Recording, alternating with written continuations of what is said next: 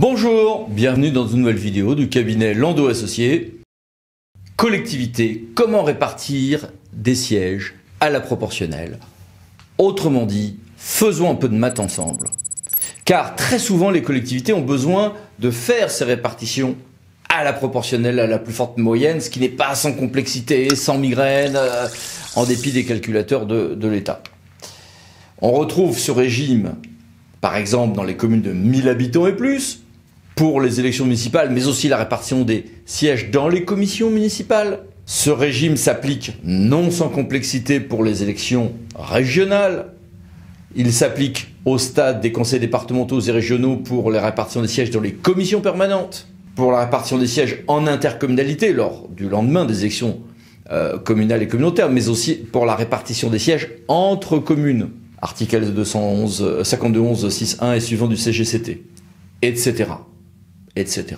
Avec quelques précisions ici pour les droits municipaux, pour les élections régionales, où je vous ai fait un petit résumé, sur les conseils départementaux et leurs commissions permanentes, voici par exemple quelques éléments du texte que voici et que voilà. Mais attention, n'appliquez pas ces mêmes règles pour les CAO, pour les commissions de DSP. Là par contre c'est un autre régime qu'il faut appliquer, celui de la répartition au plus fort reste. Dans cette vidéo, nous n'avons parlé que de la répartition la plus forte moyenne, donc celle des communes de 1000 habitants et plus pour les élections et pour leurs commissions, des commissions permanentes de conseils départementaux régionaux, de l'intercommunalité, etc. Pas pour les CAO, pas pour les commissions de DSP. Attention. Alors, quelle méthode choisir? Vous allez me dire, bon, bah alors il ne faut pas prendre le plus fort reste, il faut prendre la plus forte moyenne. Bon, bah du coup, c'est simple. Non, même dans la plus forte moyenne, il y a plusieurs régimes qui existent. La calcul de D de Jefferson, celle dont il y a même d'autres régimes. Ouf. Le Conseil d'État nous a dit en 2015 le mode de calcul à appliquer. Voici quelques détails. Alors, mettons ceci en œuvre. D'abord, par exemple, pour la commission permanente d'un conseil départemental ou régional. On va prendre une commission permanente d'un département rural comme le Jura, 34 sièges. J'ai alors un plafond de 10 élus. Si tous les 34 élus votent, je vais faire un quotient. J'ai donc 34 voix pour 10 à pourvoir.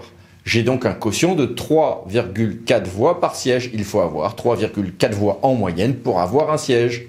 Je vais appliquer ce quotient sur les listes que j'ai eues. Si j'ai une liste qui a eu 20 suffrages, une autre qui en a eu 8 et une troisième qui a eu 6 voix, si j'enlève les virgules dans mon calcul, je vais prendre 20 suffrages exprimés. Je prends mon quotient de 3,4. J'applique donc pour une liste A, j'arrive à 3,88 sièges. Alors, je ne m'occupe pas encore de ce qui reste à répartir. Je vais lui donner au minimum 5 sièges. Au minimum, elle a droit à 5 sièges. Ça, c'est pas discutable. Avec ces 8 voix, la liste B, au minimum, elle a droit à 2 sièges puisqu'elle arrive à 2,35. Donc, je lui en donne 2.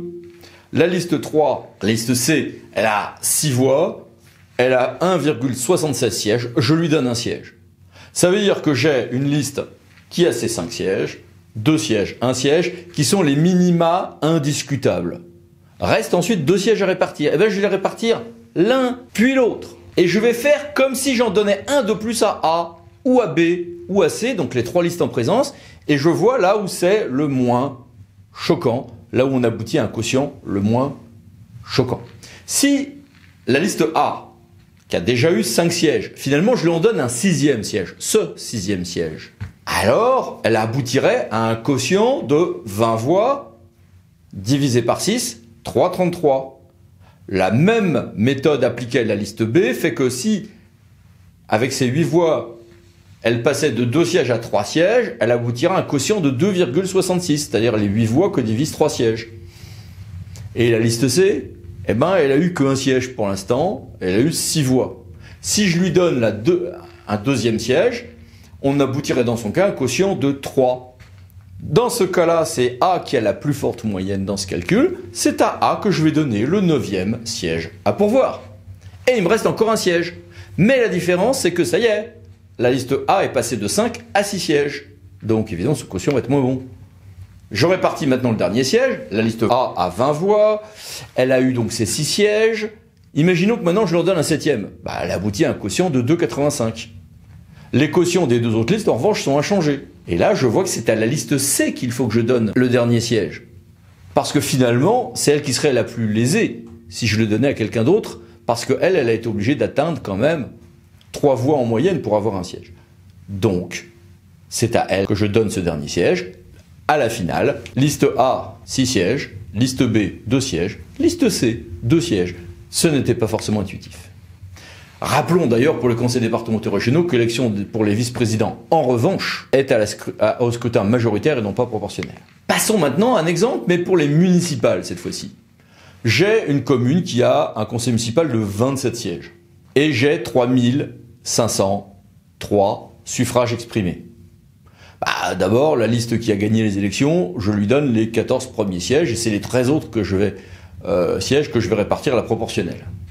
Je vais donc prendre mon quotient, sauf que là on est sur des chiffres plus élevés bien sûr, 3503 voix, je les divise par les 13 sièges à répartir, pas les 27, les 13, seulement ceux à répartir à la proportionnelle.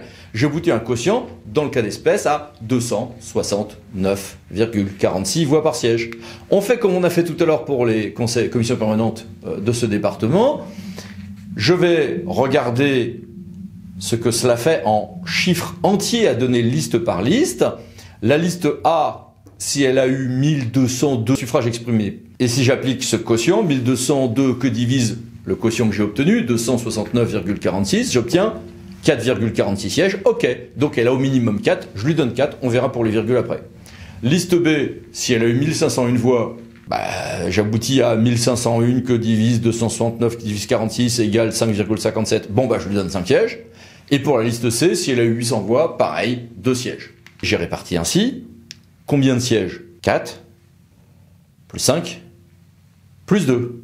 Il me reste, sur mes 13, maintenant, encore 2 sièges à répartir, comme dans l'exemple précédent. La plupart du temps, il n'y en a qu'un seul. Donc, je regarde ce que ça donne si je donne un siège de plus à la liste A, ou à la liste B, ou à la liste C. Et à chaque fois, je vois ce que ça donne. Par exemple, pour la liste C, 800 voix, si au lieu d'avoir 2 sièges, elle en a 3, j'aboutis à 266,66. Alors que pour la liste B, si en plus de ces 5 sièges, je lui en donne un 6e, le quotient est de 250,16. Là, évidemment, c'est la liste C qui va l'emporter. Et puis reste le dernier siège.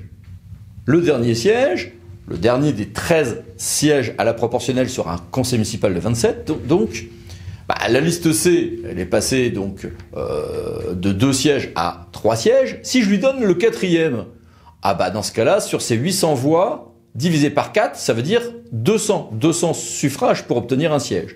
Alors que pour les autres, j'ai des quotients qui aboutissent, des résultats qui aboutissent à 240,40 ou 250,16. Là, c'est par contre à la liste B que je vais donner donc le dernier siège, la liste majoritaire en l'espèce. Voilà. Si vous êtes arrivé au bout de cette vidéo, c'est que les mathématiques ne vous effraient pas. Félicitations. À bientôt pour d'autres vidéos du cabinet Landau Associés. Merci, au revoir. Et pensez à vous abonner.